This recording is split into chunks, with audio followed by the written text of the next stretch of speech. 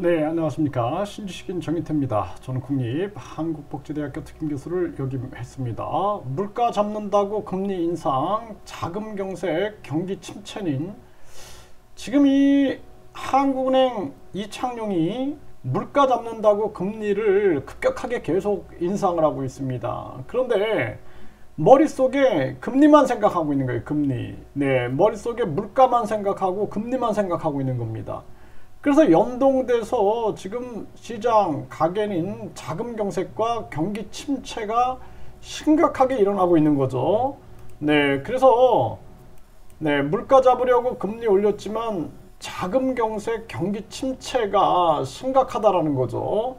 네, 금리 상승, 자금 경색 직격탄. 10월에 회사 채권 발행이 전월 대비 반토막이 됐다라는 거예요.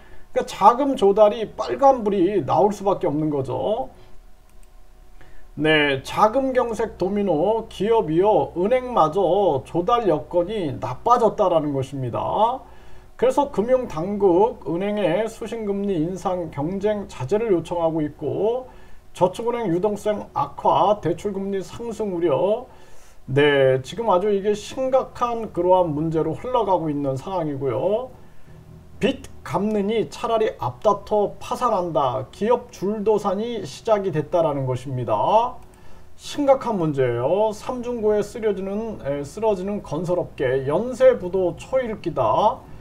원자재값 급등에 연이은 금리 인상 부담 증가, 네, 그리고 PF 중단에 미분양 증가, 시공 현장 이탈, 자금 경색 등 건설업계 침체, 부도 위험이 커지고 있다라는 거예요. 우석건설이 1차 부도, 대형건설 자금 확보 초비상이다. 이렇게 지금 상황이 나오고 있고요. 네, 팬데믹 기간 상장기업 줄줄이 파산, 매각 적자, 이런 상황으로 지금 가고 있는 겁니다. 20대 기업 재고 50% 늘고 영업이익이 급감하고 중소기업은 파산이 늘고 있다라는 것입니다. 네, 초고금리 장기화에 기업들은 벼랑 끝으로 몰리고 있고 파산 신청이 10% 늘었다라는 것입니다. 심각한 문제가 아닐 수가 없습니다. 네, 민간 대출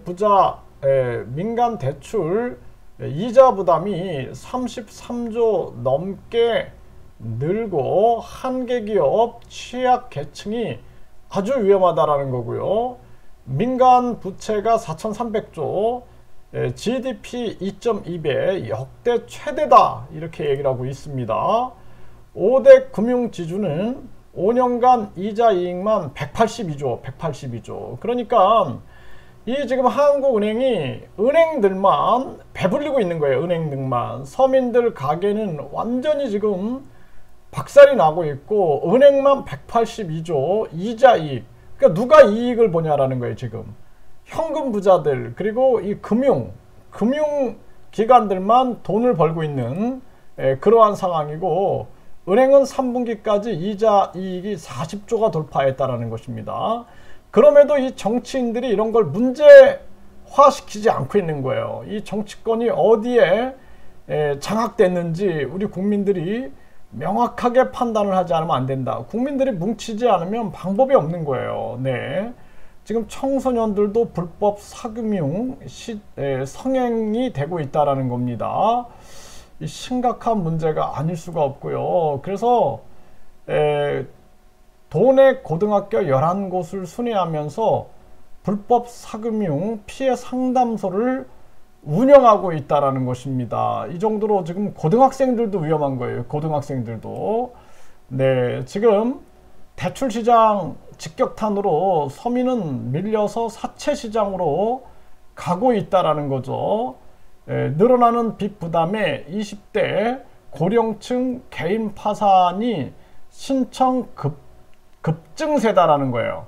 그 결국에는 이 한국은행이 이창용이가 머릿속에 물가 잡는다 금리 인상 요거밖에 없는 거예요. 요 공식 요거밖에 없는 거예요. 물가 잡는다 금리 인상.